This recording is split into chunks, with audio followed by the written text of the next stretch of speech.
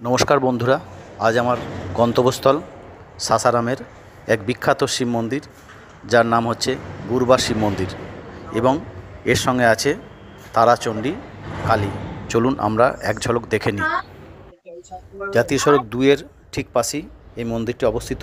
এর পাশেই আছে তারাচণ্ডী মন্দির। চলুন আমরা দেখে নিই কিছুটা অংশ। মন্দিরটি নির্মাণ করেছিলেন পরশুরাম। এই জায়গাতেই সহস্রবাহুকে তিনি হত্যা করেছিলেন এবং এই শিব মন্দিরটি তিনি স্থাপন করেছিলেন এই জায়গাতেই। নীলকণ্ঠ ইউটিউব চ্যানেলে আপনাদের স্বাগতম।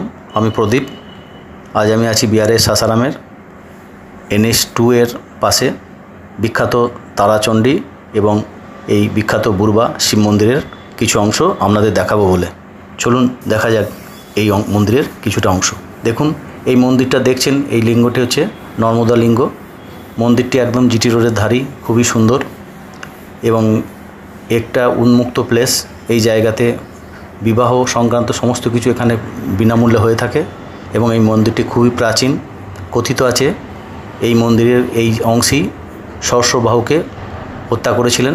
বধ করার পর পরশুরাম নিজে এই মন্দিরটি স্থাপনা করেছিলেন। দেখুন চারিপাশে খুবই অপূর্ব দৃশ্য এবং খুবই প্রাচীন মন্দির। দেখুন এখানে লেখা আছে বুরবা শিব মন্দির, সাসারাম, বিহার। এখানে বিবাহ কার্য সম্পন্ন হয় সম্পূর্ণ বিনামূল্যে এবং যারা ট্যুরিস্ট, যারা বাইরে থেকে আসে, এখানে গাড়ি পার্কিং, স্নান আদি সমস্ত কিছু কাজই একদম বিনামূল্যে এখানে হয়ে থাকে।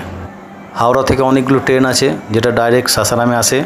তার মধ্যে একটা হচ্ছে পূর্বা এক্সপ্রেস, জম্বুতাওয়াই এক্সপ্রেস, দুন এক্সপ্রেস, এগুলো সবই আছে। সিপ্রা এক্সপ্রেস মোটামুটি 7-8 ঘন্টা সময় লাগে এবং আপনি সহজেই এই সাসারামে স্টেশনে থেকে 5-6 কিলোমিটার দূরে জিটি রোড এবং জিটি রোডের ধারেই দুটো বিখ্যাত মন্দির, এই বিখ্যাত শিব মন্দির এবং এর পাশেই আছে তারাচণ্ডী মন্দির। আমরা কিছু এই মন্দিরের সম্বন্ধে বর্ণনা করব, সঙ্গে থাকুন। মহাভারতের বিখ্যাত সহস্রবাহুর নাম আপনারা সবাই শুনেছেন। সহস্রবাহু একজন বিখ্যাত যোদ্ধা এবং তিনি রাবণকেও একসময় যুদ্ধে পরাজিত করেন। এই সহস্রবাহু ছিলেন মহিষ্মতি রাজ্যের অধিপতি। এটা হচ্ছে সাসারামের অন্তর্গত জাতীয় সড়ক 2। এইখানেই আছে বিখ্যাত শিব মন্দির এবং এর পাশে আছে তারাচণ্ডী মন্দির।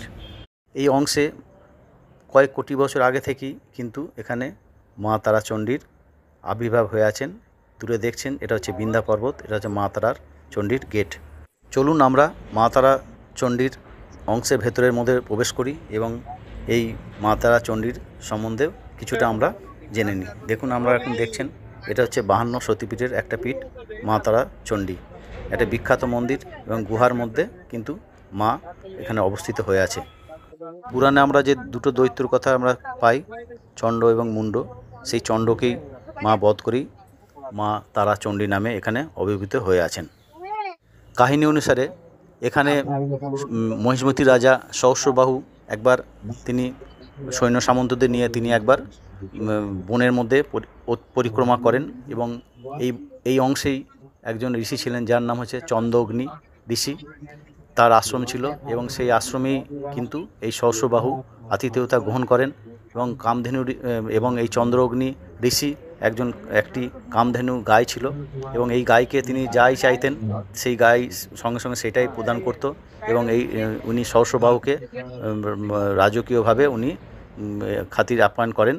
এতে সহস্রবাহু খুবই সন্তুষ্ট হন এবং সন্তুষ্ট হওয়ার পর এই কামধেনু গাইটিকে উনি চেয়ে নেন, কিন্তু এই চন্দ্রঅগ্নি দিতে অস্বীকার করলে জোরপূর্বক উনি এই গাইটি সঙ্গে করে নিয়ে যান। পরে তিনি মহিষ্মতির দিকে অগ্রসর হন। ইতিমধ্যেই চন্দ্রঅগ্নির পুত্র পরশুরাম আশ্রমে প্রবেশ করেন এবং তিনি ঘটনা শুনতে পান এবং তিনি তার সেই কুঠার নিয়ে তিনি সহস্রবাহুকে হত্যার উদ্দেশ্যে রওনা দেন। ঠিক এই জায়গাতেই, এই সাসারামের এইখানেই কিন্তু পরশুরাম সহস্রবাহুকে হত্যা করেন বা বধ করেন। এর কিছু পরে বিশ্বামিত্র মুনির অনুরোধে এইখানে উনি পরশুরাম তপস্যা করেন এবং মা তারাচণ্ডীর উনি দর্শন পান। পরবর্তী পর্যায়ে উনি এই জায়গাতে, যেটা আপনারা প্রাচীন শিবলিঙ্গ দেখলেন, এটা পরশুরাম এই জায়গাতে শিবলিঙ্গটি নির্মাণ করেন। এখন যে মূর্তিগুলো দেখছেন এগুলো নবদুর্গা যে মায়ের 9টা রূপ আছে, সেই 9টা রূপ এই মন্দিরের গায়ে আছে খোদিত, মানে মূর্তি আকারে। আপনাদের খুবই ভালো লাগবে। আপনারা এসে কিন্তু এই মন্দিরটা দর্শন করলে আপনাদের মনোকামনা পূর্ণ হবে। এবং এখানে যে একটি অলৌকিক শক্তি আছে, সেটা আপনি কিন্তু মন্দিরের মধ্যে এলেই কিন্তু বুঝতে পারবেন। মন্দিরের অভ্যন্তরে কিন্তু রয়েছে মা তারাচণ্ডী। আমি অবশ্য মন্দিরের অভ্যন্তরে যাইনি, আমি বাইরে থেকে মায়ের সেই রূপ বা দেখুন দর্শন করার চেষ্টা করছি। ভক্তরা ভেতরে যাচ্ছে। এই দেখুন, এই জায়গাটি কিন্তু একটি গুহার মধ্যেই কিন্তু মায়ের অলৌকিক রূপ কিন্তু এখানে রয়েছে। আপনারা এখানে অবশ্যই এলে এই গুহার ভেতরে কিন্তু মাকে দর্শন করতে পারবেন। বিশ্বামিত্র মুনি এখানে এই তারাচণ্ডী মায়ের উপাসনা করেছিলেন এই জায়গাতেই, এবং সেই সময়তে তারাচণ্ডী ও বালিকা রূপে মাকে বিশ্বামিত্র মুনিকে ধরা দিয়েছিলেন, এবং সেইখানেই তিনি বিশ্বামিত্র মুনি বালিকা রূপেই কিন্তু মাকে পূজিত করেছিলেন। মা এখানে সন্ন্যাবেশে রয়েছেন এবং গুহার অভ্যন্তরে এখানে রয়েছেন। এখানে কেউ খালি হাতে ফিরে যায় না। এখানে 52 শক্তিপীঠের একটি পীঠ। আপনারা এলে অবশ্যই এখানে আসবেন। এবং এই সমগ্র অঞ্চলটি একটি খুবই সুন্দর পাহাড়ের উপরে অবস্থিত, এবং চারিপাশে একটি পুষ্করিণী আছে, এখানে যারা ভক্তরা এখানে স্নান করে মায়ের পুজো দিয়ে থাকেন। মন্দিরের উপরেও একটি চূড়া বিশিষ্ট একটি মন্দির আছে। দেখুন এই জায়গাটি, এখানে পরবর্তী পর্যায়ে মোগলদের আমলে এখানে মন্দিরের পাশেই মসজিদ করে দেওয়া হয়েছে। আপনারা এখানে এলেই দেখতে পারবেন মন্দিরের যে দোতলা যে অংশটি আছে, সেই জায়গাতে মসজিদ এবং মন্দির দুটি পাশাপাশি হয়ে রয়েছে। দেখুন আপনারা দর্শকবৃন্দ দেখতে পাচ্ছেন, মন্দির এবং মসজিদ দুটো পাশেই।